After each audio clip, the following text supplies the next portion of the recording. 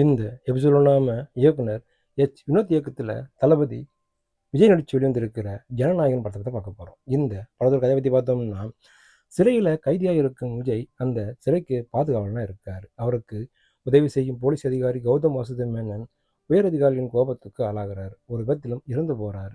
கௌதம் மேனன் விருப்பப்படி அவரது மகள் மமிதா பைஜுவை இராணுவத்தில் சேர்த்து விட துடிக்கிறார் விஜய்.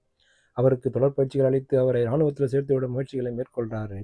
இன்னொரு புறம் ஆப்பிரிக்காவில் பல கொலைகளை அரங்கேற்றி அந்த நாட்டையே சுடுகாடாக மாற்றிவிடும் பாபி தியோல் ஒரு பெரிய சதித்திட்டத்தை இந்தியாவில் செயல்படுத்த முயற்சிக்கிறார்.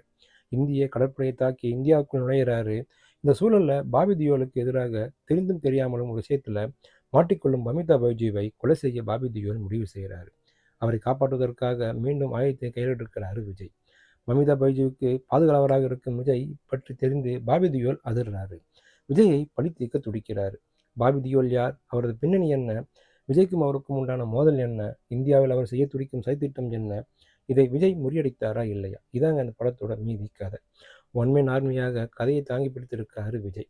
ஆக்ரோஷமாகட்டும், மகளிடம் பாசம் காட்டுவதாகட்டும், இருவேறு பரிமாணங்களில் மிரட்டியிருக்காரு.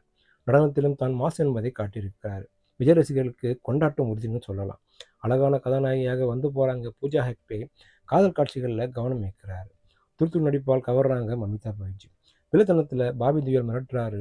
பிரியாமணி, சுனில் உள்ளிட்டோரும் நடிப்பு பிரமாதம்னு சொல்லலாம். பிரகாஷ்ராஜ், கஜராஜன் அனைவருமே சிறப்பாக நடிச்சிருக்காங்க. அனிருத் இசை ஆட்டம் போட வச்சிருக்கு. தளபதி கச்சேரி, ராமபடம் மோகன்டா பாடல்கள் சிரிப்பூட்டுது. விறுவிறுப்பான காட்சிகள் படத்துக்கு பலம் சொல்லலாம். விஜய் என்ற கூர்மையான ஆயுதத்தை மிகவும் பதமாக கூர்த்திட்டு ஆக்ஷன் விருந்து படுத்திருக்காரு இயக்குனர். இடைவேளை மற்றும் கிளைமேக்ஸ் காட்சிகள் ரசிகர்களுக்கு உற்சாகம் மூட்டும் காட்சிகளாக அமைஞ்சிருக்கு.